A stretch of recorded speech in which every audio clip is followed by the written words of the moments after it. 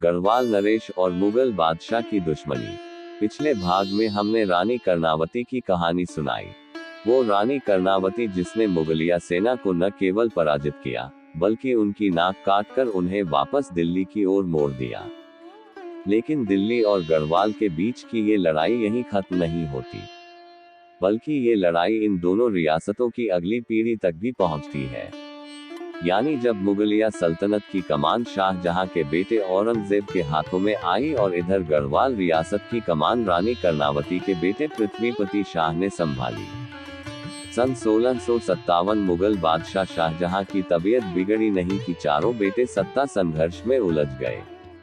मुगलिया तख्त को हासिल करने का जुनून ऐसा था कि भाई ने भाई का गला काटा। शाहजहां को मौत आने से पहले ही उसके 3 बेटों को मौत आ गई और जिंदा बचा सिर्फ एक बेटा जिसका नाम था मुहिउद्दीन मोहम्मद उर्फ औरंगजेब। औरंगजेब जिसने अपने बूढ़े बाप को आगरा के किले में कैद करवा दिया। औरंगजेब ने अपने बड़े भाई और शाहजहां के सबसे चहेते दारा शिकोह का गला काटकर पिता को भेंट कर दिया। औरंगजेब अब मुगल साम्राज्य का इकलौता उत्तराधिकारी था। सभी भाइयों की मौत के बाद औरंगजेब की सत्ता को सीधी चुनौती देने वाला अब कोई नहीं बचा था। लेकिन उसके सलाहकारों को एक चिंता अब भी सता रही थी। ये चिंता थी दारा शिकोह के बेटे सुलेमान शिकोह का अब भी जीवित होना।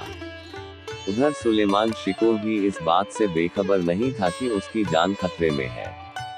वो जानता था कि उसके पिता की बेरहम हत्या करवाने वाला औरंगजेब उसे भी नहीं छोड़ेगा।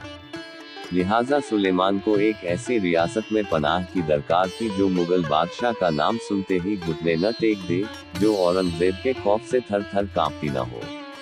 लेकिन ऐसी रियासत को खोजना भी आसान नहीं था।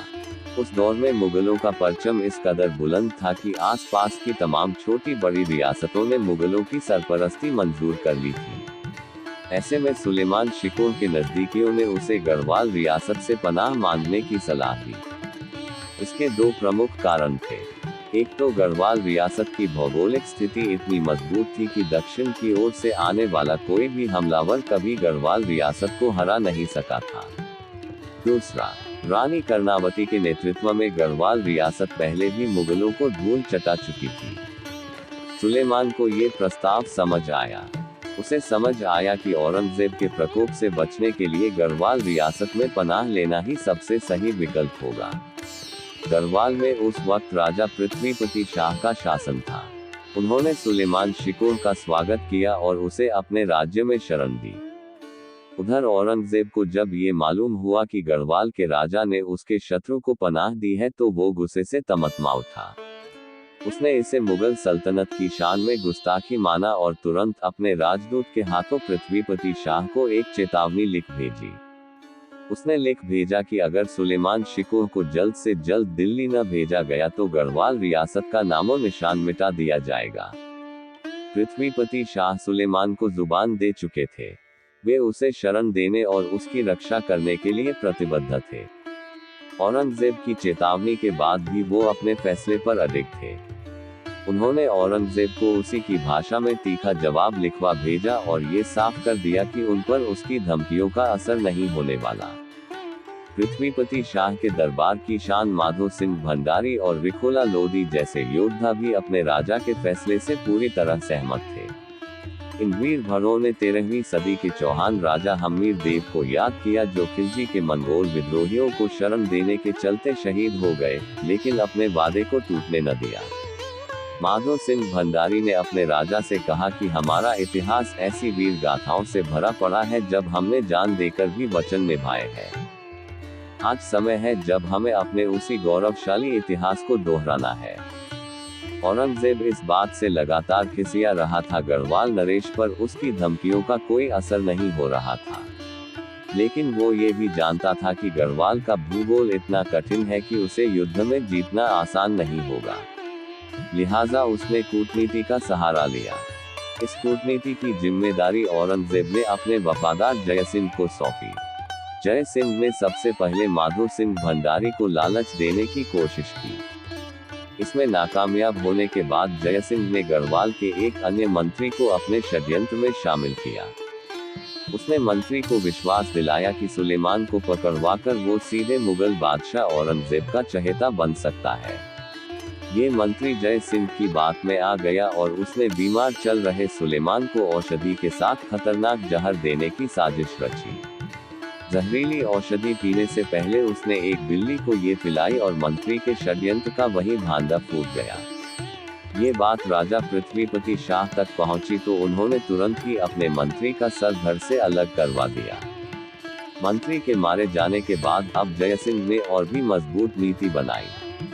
उसने राजा पृथ्वीपति शाह के बेटे मेदिनी शाह को ही अपने षड्यंत्र में शामिल कर लिया। उसने मेदिनी शाह को उकसाया कि वो अपने पिता की हत्या करके खुद राजा बनो और सुलेमान को औरंगजेब के हवाले करके उस मुगल सल्तनत का करीबी बन जाओ जिसका परचम तमाम हिंदुस्तान में बुलंद है। मेदिनी शाह जय सिंह की बातों में आ गया। रियासत के कुछ सामंत और राज परिवार के कुछ सदस्य पृथ्वीपति शाह से नाराज चल रहे थे। नाराज इसलिए कि उन्होंने सुलेमान जैसे अनजान आदमी के लिए पूरी मुगल सल्तनत से दुश्मनी मोल ले ली थी और उसकी रक्षा के लिए अपने ही एक मंत्री को मौत के घाट भी उतार दिया था। इसी नाराजगी से मेदिनी शाह ने अपने पिता के खिलाफ खुला विद्रोह छेड़ दिया। जयसिंह को लगा कि इस विद्रोह के बाद तो पृथ्वीपति शाह पूरी तरह टूट जाएंगे और सुलेमान को दिल्ली भेजने को मजबूर हो जाएंगे। लिहाजा उसने अपने बेटे राम सिंह को श्रीनगर भेजा कि वो खुद पृथ्वीपति शाह से मिले और सुलेमान को बंदी बनाकर दिल्ली ले आए।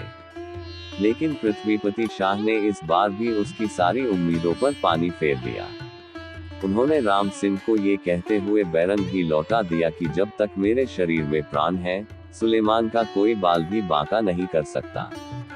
सुलेमान की सुरक्षा को लेकर पृथ्वीपति शाह प्रतिबद्ध थे, लेकिन उनके खिलाफ चल रहे षड्यंत्र दिनों दिन बढ़ते जा रहे थे और सुलेमान इस बात से अनजान नहीं था। उसने तय किया कि वो बिना किसी को बताए चुपचाप गढ़वाल रियासत से निकलकर तिब्बत की ओर चला जाएगा।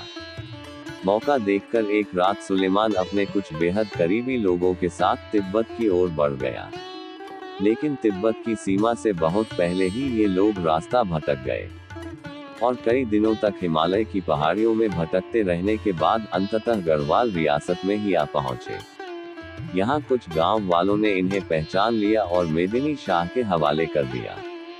मेदिनी पहले से ही ऐसे मौके की तलाश में था। उसने तुरंत ही सुलेमान को दिल्ली से आए राम सिंह को सौंपते हुए औरंगजेब तक पहुंचा दिया। पृथ्वीपति शाह के अपने ही खून ने उन्हें धोखा दे दिया था। इस घटना के बाद उन्होंने मेदिनी शाह को तो हमेशा के लिए देश निकाला दे दिया।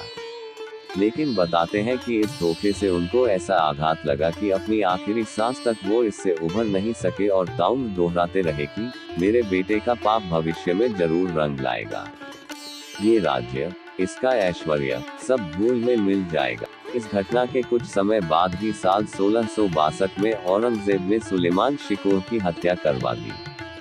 संयोग देखिए कि सुलेमान को मौत के मुंह में धकेलने वाले मेदिनी शाह की भी ठीक इसी साल दिल्ली में मौत हो गई और इसके बाद राजा पृथ्वीपति शाह ने अपने पौत्र फतेह शाह को राजगद्दी पर बैठाया।